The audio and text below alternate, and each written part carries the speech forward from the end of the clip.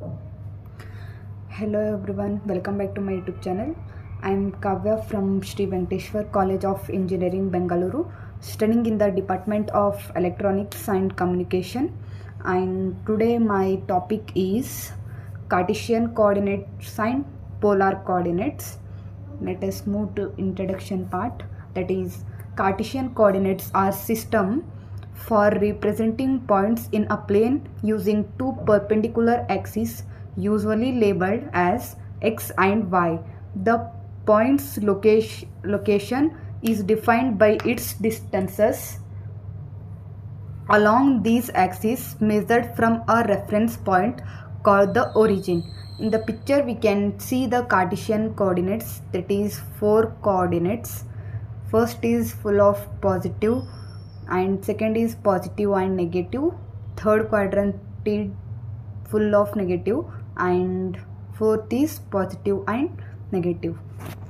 Next is relationship between Cartesian and polar coordinates. The relationship between Cartesian, that is x comma y, and polar r comma theta coordinates can be derived using trigonometry. In the picture we can see the Cartesian and polar coordinates, and the distance from the origin and point P is r, and this line making the angle theta.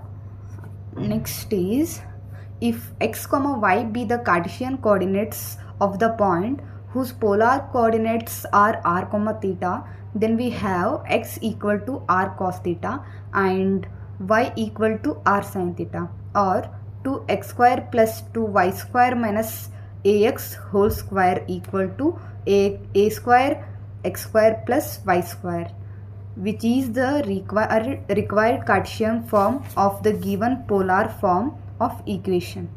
Next, let us move to example for Cartesian coordinate system.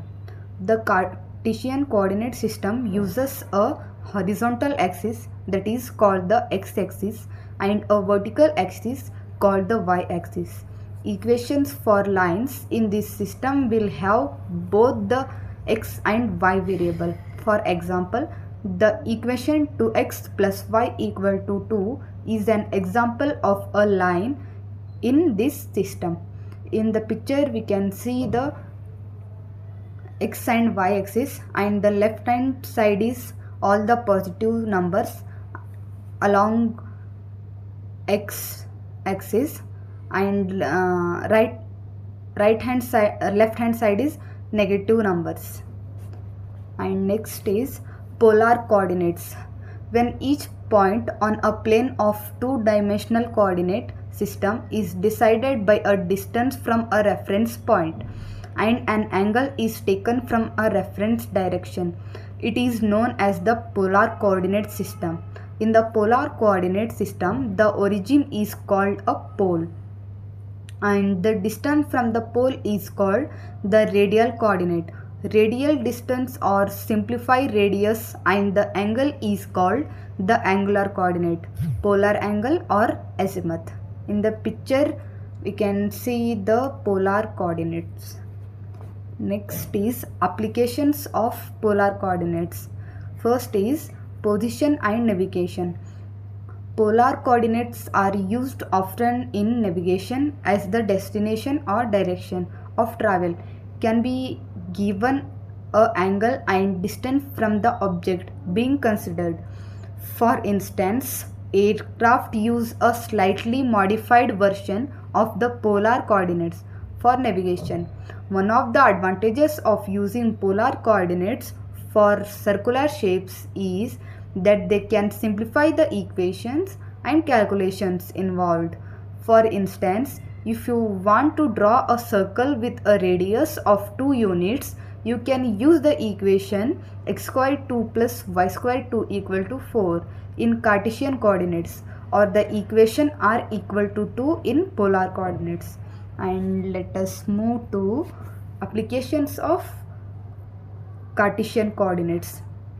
Cartesian coordinates are also essential tools for most applied disciplines that deal with geometry, including astronomy, physics, engineering, and many more. They are the most common coordinate system used in computer graphics, computer aided geometric design, and other geometry related data processing.